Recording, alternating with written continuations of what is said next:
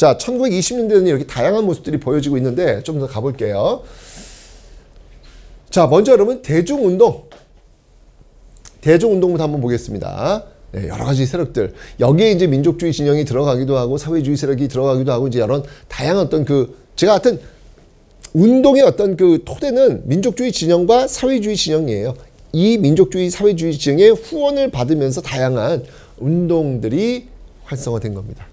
자, 먼저 여러분들 대중운동. 자, 학생운동 보겠습니다. 학생운동. 학생운동에는요 60만 세 운동과 광주학생 항일 운동이 있습니다. 자, 광주학생 항일 운동에서 설명드렸는데 먼저 60만 세 운동 볼게요. 너무 중요해. 자, 여러분 여기서 지금 화살표를 잘 보시죠. 화살표. 시험에 진짜 잘 나와. 화살표.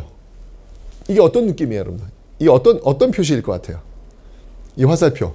그러니까 60만 세 운동이 신간의 결성에 영향을 미쳤고 신간회가 바로 광주학생 항일운동을 후원했다라는 겁니다. 60만 세 운동이 신간의 결성에 영향을 미쳤고 신간회가 바로 광주학생 항일운동에 후원을 했다라고 하는 이 사실을 여러분들이 놓치시면 안 되겠습니다. 자, 먼저 여러분들 60만 세 운동입니다. 60만 세 운동. 아, 제가 늘 얘기했죠. 참 고종과 순종. 특히 이 순종이 이제 대한민국의 마지막 황제라고 볼 수 있는데 1910년 8월 29일 경술 국치 때 아주 치욕적인 말을 했죠. 마지막 국무회의 어전회의에서 순종이 이야기했습니다. 모든 백성들에게 일제 식민 통치를 복종하라. 그리하면 행복해질 것이다. 라는 망언 중에 망언을 했던 그 마지막 왕이 순종입니다. 우리가 잊어서는 안 되는 그런 무책임의 아주 대명사가 바로 이 순종이라고 볼 수 있는데 어쨌건 그렇게 무책임한 순종, 고종도 마찬가지죠. 이 고종과 순종은 어찌 보면 자신의 죽음을 통해 가지고 이 땅에 살고 있는 사람들을 모아낸 게 아닐까라는 생각이 들어요. 고종이 죽었을 때 그것 때문에 많은 사람들이 모여서 어떤 운동에 빵 터졌다? 3.1운동.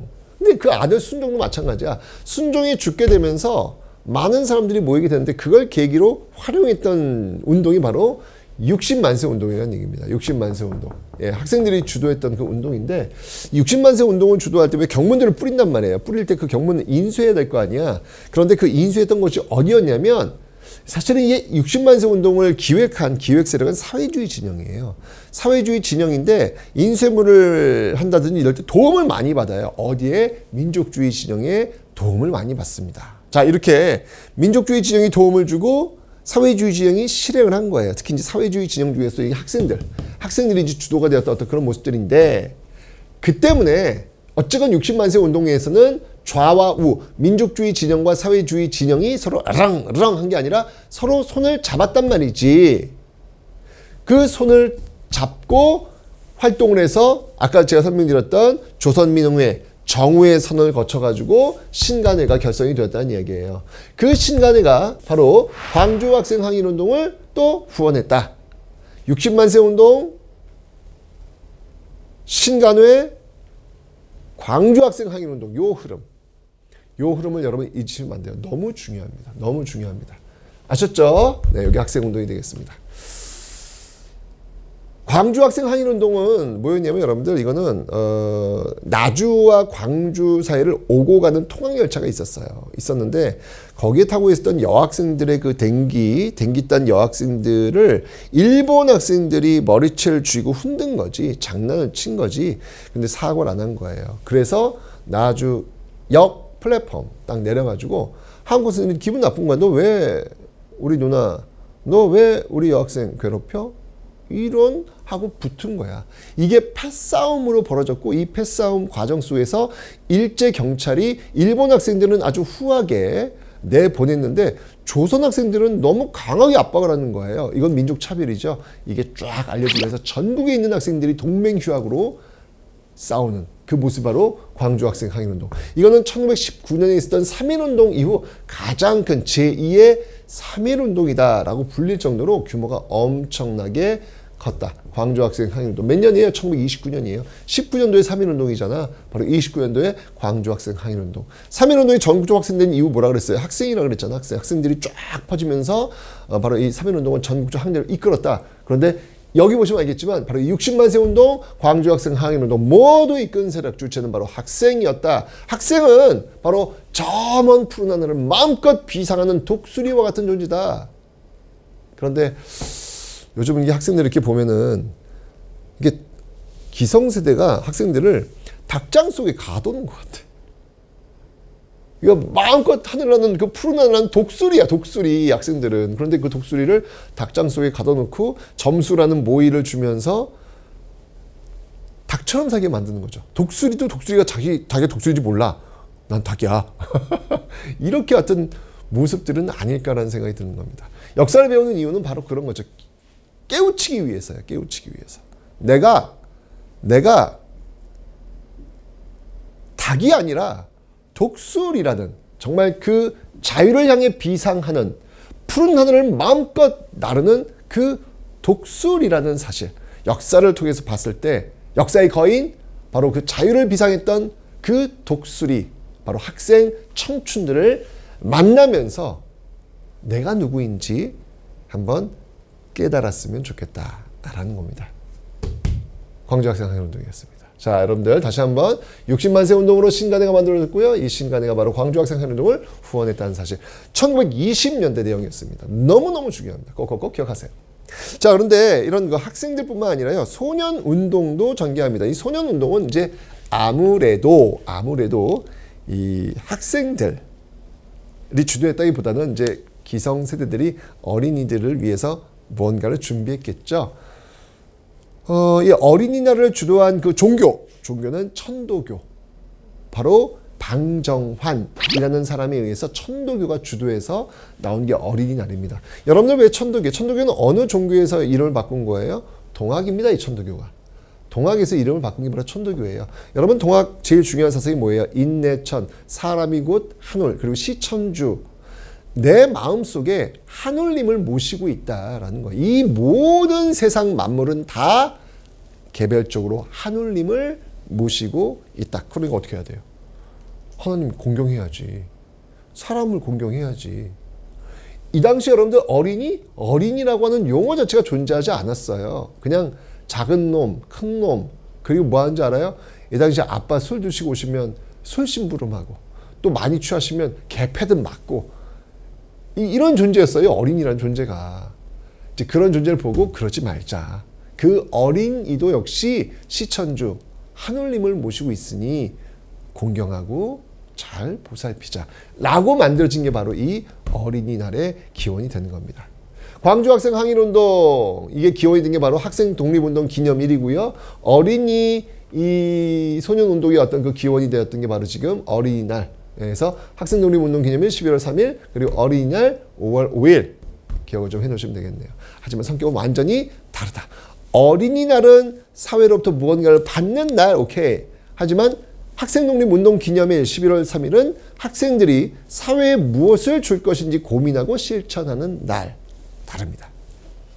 자, 그리고 여러분들 학생운동, 소년운동도 있지만 여성운동도 있습니다. 여성운동 여러분 기억나시죠? 바로 좌우합작 운동, 그리고 민족유일당 운동, 그 결과를 만들었던 바로 신간회의 자매단체 교노회가 있다라고 제가 설명을 드렸던 그런 파트가 되겠습니다. 또 하나 재밌는 게 있는데 바로 형평운동입니다. 형평운동. 형평이라고 하는 건 뭐냐면 형은 뭐냐면 저울형자예요. 여러분들 옛날에 고기 잡고 뭐 이렇게 소 잡고 돼지 잡는 사람들 누구라 그래요? 백정이라고 하죠. 그 백정들 고기 무게를 달아야 될 거 아니야. 그거를 저울형. 그 저울이 평평하게 되도록 해달라라는 얘기입니다. 저울은 곧 바로 백정을 상징하죠. 그 고기를 잘라내는 어떤 그런 역할들이 바로 백정들의 역할 아니겠습니까? 그들이 늘 저울을 갖고 있거든요. 그 저울을 평평하게 달라. 즉 백정들을 차별하지 말아달라는 거예요. 백정들을. 이 백정들이 가장 가슴 아픈 게 뭐냐면 이미 여러분들 백정들이 천민이라고 하는 그 신분제도는 깨졌지. 1894년 군국 기무처에 의해서 1차 갑오개혁에 의해서 법적으로 신분제 없어졌잖아요. 그럼 모두 다 평등해야 될 거 아니야. 하지만 법적으로 신분제가 폐지가 되었다고 해서 이 머릿속 사회 활동 속에서 완전히 그게 없어지느냐? 그건 아니에요. 시간이 엄청 걸립니다. 그게 이 사회 정책되려면 법이 바뀌었다고 해서 그게 금방 정책되는 게 아니거든요. 자, 이 1920년대인데 이때도 역시 마찬가지로 백정들은 여전히 차별받고 있는 거예요. 내가 차별받는 건 내가 참겠어. 하지만 내 자식들이 학교에만 가면 너 백정의 아들이네. 너 학교 오지 마. 막 이런 식으로 놀림받고 차별받으니까 그걸 바라보고 있는 이 아빠의 마음이 얼마나 속상했겠어요. 아니 신문제 끝났는데 왜 우리 아들을, 왜 우리 자식을 왜 차별해? 이렇게 나오겠죠. 그래서 그 아빠들이 들고 일어났다라고 보시면 되겠습니다. 바로 백정. 진주에서 출발한 형평운동, 신분차별 폐지를 들고 나오고 있는 것이죠.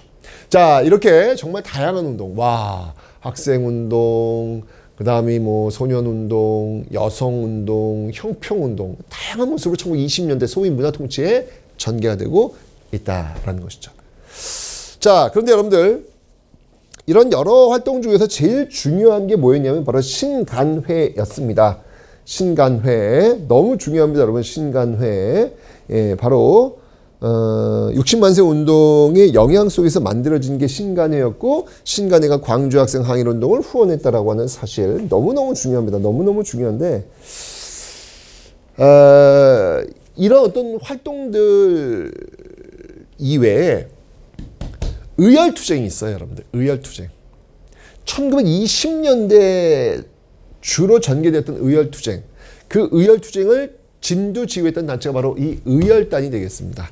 여러분, 의열단을 만든 인물은 나 밀양사람 김원봉이에요. 굉장히 유명한 영화 멘트예요. 이 의열단원들이 등장했던 대표적인 영화가 뭐였냐면 바로 암살, 그리고 밀정, 암살, 밀정. 이거 아주 대표적인 그런 영화라고 볼 수 있습니다. 암살, 밀정. 그 의열단 만든 이 김원봉은요, 이 의열단은 말 그대로 의열투쟁을 하는 거야. 폭탄 투척, 총격, 이렇게 싸우는 활동인데, 일제로서는 두렵죠. 갑자기 폭탄이 터지는 거야. 얼마나 두렵겠어요. 그죠? 그래서 이 김원봉에게 건 현상금, 상상을 초월했다고 합니다. 세계에서 가장 비싼 현상금이 걸렸던 인물이었다는 이야기도 있죠. 그 기록이 누구에 의해서 깨졌냐면 오사마 빈 라덴. 미국이 오사마 빈 라덴에 거의 한 500억 현상금을 걸었을 거예요. 그게 걸리면서 결국 김원봉, 그때 현상금 300억이었대. 지금도 환산하면은 그런 이야기가 있을 정도로 정말 이 김원봉은 일제로서는 눈엣가시 같은 그런 존재였죠. 그 김원봉이 이끌었던 쪽이 바로 의열단인데, 자, 의열단의 어떤 그 노선이 적혀 있는 책이 있어요. 그 책이 뭐냐면 바로 신채호의 조선혁명선언이라는 책이 있습니다. 신채호의 조선혁명선언이라는 책이 있는데, 여러분, 신채호가 누굽니까? 한말 애국개봉운동 과정에서 역사와 관련된 그 민족주의 역사학의 어떤 그 방향을 제시했던 독사신론, 이런 걸 썼던 사람이잖아요. 일제강점기에는 이제 역사학자인데, 그 역사학자 신채호가 바로 이 의열단 행동 지침이라고 할 수 있는 조선혁명선언을 지금 쓰고 있다는 사실. 너무 중요합니다, 여러분. 이게 시험에 진짜 잘 나와요. 의열단 나오면 답은 조선혁명선언. 조선혁명선언 나오면 답은 의열단. 또는 조선혁명선언 나오면 신채호. 이거 시험 문제에 너무 잘 나오는 내용이니까 여러분들 꼭 기억을 해 놓으셔야 됩니다. 아셨죠, 여러분들? 너무 중요합니다. 그 대표적인 단원으로 본다면 김익상, 김상옥, 나석주, 이런 인물들. 김익상, 조선총독부. 여러분, 이게 영화 그 밀정에 보면 맨 마지막 장면에 그 자전거를 타고 어느 한 학생이 조선총독부로 들어가는 장면이 나와요. 이제 이게 이제 김익상을 이제 모티브로 했던 그런 내용이고요. 김상옥도 역시 마찬가지로 영화 그 밀정에 보면요, 맨 앞에 막 담벼락을 막 뛰어다니면서 총격전이 벌어집니다. 이게 바로 김상옥. 그걸 이렇게 모티브로 한 거예요. 김상옥은 정말 그 조선의 총잡이, 진정한 조선의 총잡이. 1대 1000. 일본 경찰 1000명과 맞서 싸웠다는 전설적인 인물이 바로 이 김상옥. 맨 마지막 한 발은 바로 자신의 머리에다가 총을 겨누면서 스스로 자결을 했던 인물. 바로 이 김상옥이 되겠습니다. 바로 이런 인물들이 바로 의열단 원의 전설 같은 그런 존재들이죠. 그리고 나석주는요.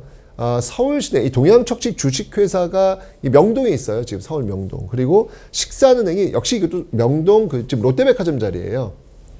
여기 일대를 막 뒤집고 다니면서 폭탄 투척하고 막 총격전 벌어지고 와 진짜 엄청난 활약을 벌였던 그런 인물들, 이런 인물들이 바로 의열단원들이다. 일제로서 가장 공포스러웠던 존재가 바로 이 의열단원이었다라는 거 기억하시면 되겠습니다. 자, 1920년대는 정말 다양합니다. 자, 이렇게 대중운동, 뭐 민족주의 진영, 사회주의 진영, 거기서 나왔던 신간회, 그리고 학생운동, 소년운동, 여성운동, 형평운동, 그리고 의열단 투쟁까지 정말 1920년대 소위 문화투쟁 과정 속에서 다양한 운동들이 지금 전개되고 있음을 보실 수 있습니다. 또 있어요. 바로 민족문화수호운동이 있습니다. 1920년대. 여러분들 민족문화수호운동, 말 그대로 우리의 말과 글을 지키려고 노력한 것이 되겠죠. 대표적인 게 바로 국어에서 조선어 연구회가 있습니다. 여러분 이 조선어 연구회를 꼭 기억하실 게 뭐냐면 여러분들 10월 9일 날이 무슨 날인가요? 네, 10월 9일은 한글날이 되겠습니다. 그죠? 한글날. 뭐 하십니까 여러분들? 쉬시잖아요. 여러분들을 이렇게 쉴 수 있도록 해준 단체가 조선어 연구회야. 제가 앞에서 이야기했죠. 여러분들 이걸 외운다가 아니라 기억해 드리겠다고. 아니 근데 여러분들 하루 쉬게 만들어준 그 조직인데 기억해 드려야 되지 않겠습니까? 내가 하루 좀 숨 좀 쉴 수 있는 어떤 그런 날인데. 조선어 연구회. 바로 각야날. 근데 이 당시 우리는 지금 한글날이라고 하는데 이 당시에는 각야날이라고 불렸거든요. 그 각야날을 처음으로 만들었던 조직이 바로 이 조선어 연구회. 그리고 만든 잡지가 바로 한글이란 잡지, 이런 것들도 지금 만들고 있더라라는 것이죠. 또 카프 문학, 사회주의 영향을 받은 카프 문학이 있다는 거, 이 정도만 기억하시면 되겠습니다. 그 다음 역사입니다. 국어와 역사. 자, 신채호 등장했습니다. 아까 여러분 신채호 분명히 의열단의 그 행동 지침, 조선혁명 선언, 바로 폭력적 방법에 의해서 혁명을 해야 된다라고 했던 이 신채호가 또 등장합니다. 바로 역사학자로 이번에는요. 조선사 연구초, 조선상고사, 조선사 연구초, 조선상고사. 역사는 아와 비아의 투쟁이다. 그렇겠지. 당시 일제강점기를 살고 있었던 이 역사학자 신채호의 역사란 무엇인가? 바로 싸워야 되는 거야. 누구랑? 일제와 맞서 싸워야 되는 거야. 바로 나, 아와 내가 아닌 비아, 바로 일제, 그들과 맞서 싸우는 건 이거 바로 투쟁의 역사가 바로 역사다. 이렇게 쓸 수밖에 없겠죠. 신채호였습니다. 그리고 조선사 연구초에서는 바로 우리 정신을 굉장히 강조해요. 이 민족주의 사학이라고도 하는데 정신을 굉장히 강조해서 우리 어떤 활달한 호방한 어떤 이런 정신들, 이런 것들은 바로 난가에서 나온다. 난가는 뭐냐면 여러분들 화랑도 있죠. 화랑 그걸 얘기하는 거예요. 뭔가 화랑도도 여러분들 정말 이 좋은 산, 좋은 계곡을 다니면서 무술을 연마하고 진짜 어떤 그 심성을 수련했던 그런 조직 아니겠습니까? 뭔가 좀 활달하지 않습니까? 바로 그게 우리의 정신이다. 그래서 난가사상을 들고 나온 겁니다. 침체되어 있고 눌려져 있고 아무리 있는 그런 게 아니라 정말 활달하게 어디든지 막 수치고 다닐 수 있는 그런 모습이 바로 우리의 정신이다. 이걸 찾아야 된다라고 이야기하고 있고요. 그다음에 묘척의 서경천도 운동을 조선 역사 1000년의 제일 대사건으로 규정했던 인물이 바로 또 신채호이기도 합니다. 왜? 묘척의 서경천도 운동, 고려시대 때 이 묘척의 서경천도 운동을 진압했던 인물이 누구예요? 김부식이 유학자거든. 묘척의 서경천도 운동은 진보 세력이었단 말이에요. 진취 세력이었단 말이에요. 그런데 바로 이 김부식, 삼국사기 저자 김부식은 바로 보수 세력들, 바로 이 두 세력들, 바로 금을 정벌하자라고 하는 이 급진 세력들과 금의 사대하자는 이 유학파 세력들이 붙었는데 여기서 유학파 세력들, 사대주의자들이 이겼단 말이에요. 이게 문제가 돼서 조선시대 그 사대주의자들 연결된 거고 지금 이게 바로 일제강점기로 왔던 그 사단이 난 거다. 그렇기 때문에 이 묘척의 서경천도는 조선 역사에서 가장 중요한 사건이다. 여기서부터 우리가 꼬였다. 이제 이렇게 보고 있는 것이죠, 진짜. 그다음에 박은식은 여러분들 대한민국 임시정부 기억하셔야 합니다. 대한민국 임시정부 2대 대통령으로 역임했던 인물이기도 합니다. 이승만이 딱 탄핵되면서 잠깐 대통령에 왔던 그런 인물이기도 하죠. 역사학자입니다. 한국통사. 한국통사는 뭐냐면 한국의 앞을 통차예요. 아픈 역사. 한국독립운동 지열사. 한국독립운동 지열사. 이런 역사 서술들을 했다라는 거 봐주시면 되겠습니다. 자, 그 다음에 영화에는요, 나온규의 아리랑이 있습니다. 여러분들 놀라지 마세요. 아리랑, 아리랑, 아라리요. 이거 여러분들, 원래 우리 민요 아니에요. 예, 우리 민요 아닙니다. 바로 나온규의 그 아리랑의 맨 마지막 엔딩 장면에 나오는 OST예요, OST. 요 흠이. 나온규는요, 바로 그 민요 아리랑을 각색 잘 다듬은 거죠. 다듬어서 좀 더 대중적인 가요로 만들어서 바로 이 엔딩, 영화 이 아리랑 엔딩에 걸면서 당시 이게 종로 1920년대 이게 개봉을 했는데 그 단성사라는 곳이 있었는데 야, 여기에서 이 아리랑을 본 많은 사람들이 눈물을 펑펑펑펑 흘리고 갑니다. 여기 있는 이 주인공이 미쳐요. 미쳐서 결국 사람을 죽이고 끌려가는데 그게 상징적인 거죠. 미칠 수밖에 없는 거야. 일제강점기 미치지 않는 게 비정상인 어떤 그런 모습들 속에서 결국 미쳤다가 다시 제정신을 돌아오면서 끌려간 어떤 그런 모습들. 그때 그 배경으로 나온 게 바로 아리랑 아리랑 이 노래. 이게 너무 강렬하다 보니까 이 아리랑이 정말로 많은 사람들한테 알려지게 되었다라는 것이죠. 바로 이렇게 정말 민족 감정을 이야기하는 그런 국어, 그 다음에 역사, 영화 이런 게 나왔다. 이 나온규도 여러분들 1910년대 그 독립운동 기지 그 북한도 지역에 있었던 명동학교, 윤동주 시인이 나왔던 학교 있잖아요. 그 명동학교 출신이에요. 나온규도요. 네. 자, 바로 이렇게 정말 1920년대 진짜 다양하네요.